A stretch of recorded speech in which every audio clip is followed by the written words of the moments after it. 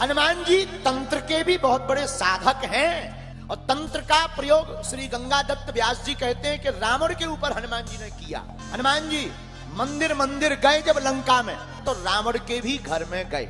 वहां क्या देखा? अति विचित्र। रावण ऐसे ही बिखरे हुए वस्त्रों में पड़ा है और सो रहा, बगल में स्त्री सो रही। हनुमान जी ने उस विचित्रता को देखा तो सोचा कौन है ये? क्या जिनकी हम तलाश कर रहे कहीं वो तो नहीं? नहीं नहीं नहीं, ये तो हो ही नहीं सकता। कौन है? ध्यान से देखा, ये तो कोई और है। तो हनुमान जी ने वहां तंत्र का प्रयोग रावण के ऊपर किया।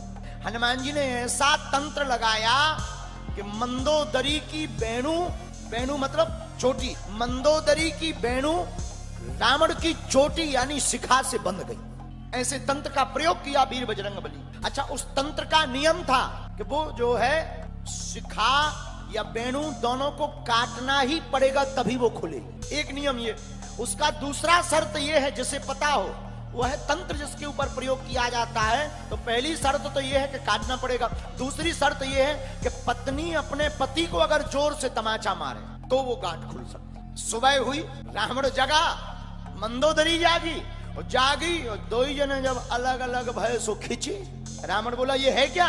मंदोदरी बोली आप बताओ इतने भीतर आया कौन? रावण ज्ञानी तो था ही, रावण विद्वान भी था। रावण समझ गया किसी ने तंत्र का प्रयोग किया है।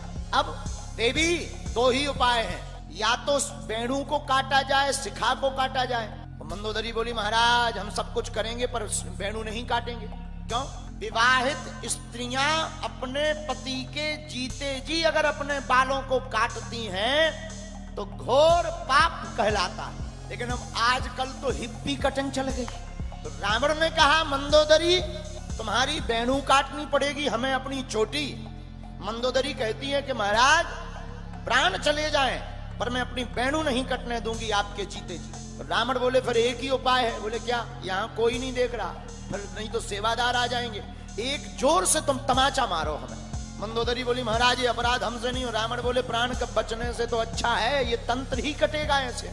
मंदोदरी ने एक जोरदार तमाचा मारा। हनुमान जी बोले जय हो, पहले तुम लुगाई से मार खाओ, अपनी पत्नी से मार खाओ, फिर बंदरों से मार खाओगे, हम अब बैठे हैं। हनुमान जी ने और किसी का बंधन छुड़ाया। अरे रुको, हनुमान जी ने दूसरों का बंधन तो छुड़ाया, छूट है बंदी महासुख होई, लेकिन हनुमान जी ने अपना भी बंधन छुड़ाया। कब? मेघनाद रावण के पुत्र ने, इंद्रजीत ने हनुमान जी को बांध लिया। किसमें? ब्रह्मास्त्र में। हनुमान जी क्या बंधने वाले हैं? ये तो बंधन छुड़ाने वाले हैं। ये क्या खाक बंधेंगे?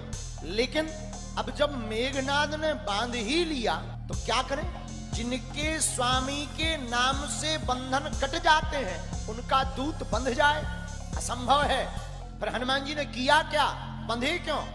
हनुमान जी ने वृद्धों का सम्मान किया है। ब्रह्म अस्त्र ही साधा कपि मन की न विचार, जो न ब्रह्म सरमानयो महिमा मिटे अपार। सुंदरकांड। हनुमान जी ने अपने आप को मेघनाद के बाण ब्रह्मास्त्र में अपने आप को बांध लिया। बंधे नहीं, अपने आप को बांध लिया। अरे हनुमान जी को बांध कौन सकता? पवन पुत्र हनुमान जी हैं और पवन को जिस प्रकार कोई पकड़ नहीं सकता उसी प्रकार पवन पुत्र को कोई बांध भी नहीं सकता है। रावण के सामने खड़े भय। रावण बोला क्यों रे बंदर? हनुमान जी बोले बोलो दस कंधर।